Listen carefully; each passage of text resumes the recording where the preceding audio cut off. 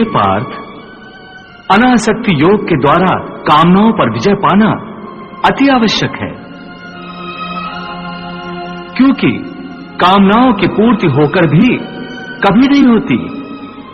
मनुष्य बूढ़ा हो जाता है, परंतु आसक्ति जनित कामनाएं कभी बूढ़ी नहीं होती, कभी बूढ़ी नहीं होती।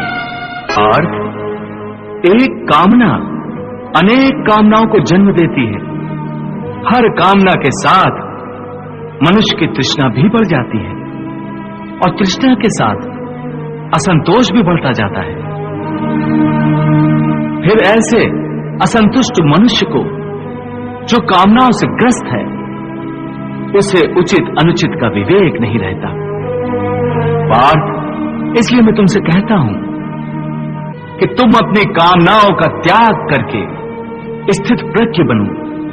स्थित प्रज्ञ जो कर्मयोग की चरम अवस्था है। वाह प्रभु, वाह, क्या सुंदर बात कही आपने। वाह। हे मधुसूदन, तुम तो कहते हो कामनाओं का त्याग करके स्थित प्रज्ञ बन जाओ, परंतु स्थित प्रज्ञ बनने के लिए सबसे आवश्यक क्या है? स्थिर बुद्धि। स्थिर बुद्धि? परंतु मनुष्य अपनी बुद्धि को स्थिर कैसे रख सकता है? आशा और निराशा दोनों से मुक्त होकर ही बुद्धि को स्थिर किया जा सकता है। बुद्धि स्थिर होगी तो इंद्रियों के विषयों का बल टूट जाएगा। यदि कोई किसी इंद्रिय को ही काटकर फेंक दे तो क्या उस इंद्रिय का विषय नष्ट हो जाएगा?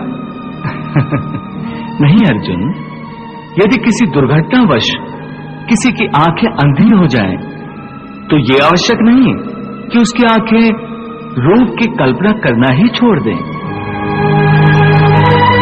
आंखें न होने पर भी उसका मन ऐसे दृश्यों की कल्पना कर सकता है जो उसे विषयों के मोह में फंसाए चले जाए। पार्थ, एक अंधा मनुष्य भगवान के स्वरूप की भी कल्पना कर सकता है और एक नारी के शरीर की भी कल्पना कर सकता है। सो किसी इंद्रिय के होने न होने से मन की वासना और आसक्ति में फर्क नहीं पड़ता। हे अर्जुन, तुम यूं समझो कि जैसे कोई मनुष्य आंखें बंद करके ये प्रदर्शन कर रहा है कि वो भगवान का ध्यान लगाए बैठा है, परंतु वास्तव में उसके मन की आंखों में भगवान की मूरत नहीं, अपनी प्रेमिका का शरीर घूम रहा है।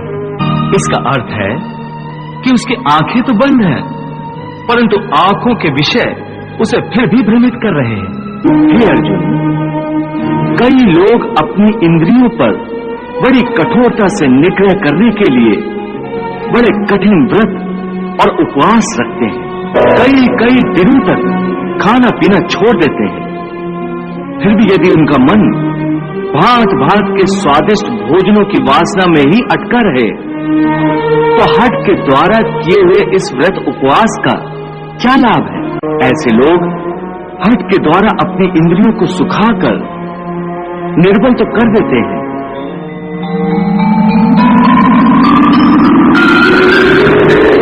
परंतु इससे विषयों की आसक्ति का त्याग नहीं हो सकता। याद रखो, विषयों से अधिक खतरनाक है विषयों की आसक्ति, और विषयों की आसक्ति का त्याग केवल इंद्रियों के निग्रह से नहीं हो सकता। आसक्ति का त्याग केवल मन के निग्रह से होता है। जब मन निरासक्त हो जाए तो इंद्रियां अपने अपने विषयों को भोगती हुई भी इन विषयों से निरासक्त रहती हैं। जैसे कमल का फूल पानी के अंदर रहते हुए भी सूखा ही रहता है, जल की एक बूंद भी उसके पत्ते पर नहीं ठहर सकती। इसलिए मैंने कहा है कि पहले ज्ञान के द्वारा बुद्धि को स्थिर करो। बुद्धि मन को स्थिरता देगी, फिर मन इंद्रियों को इस प्रकार विषयों से खींच लेगा जिस प्रकार एक कछुआ खतरे की जरा सी आहट पाते ही अपने अंगों को अपने भीतर ही समेट लेता है।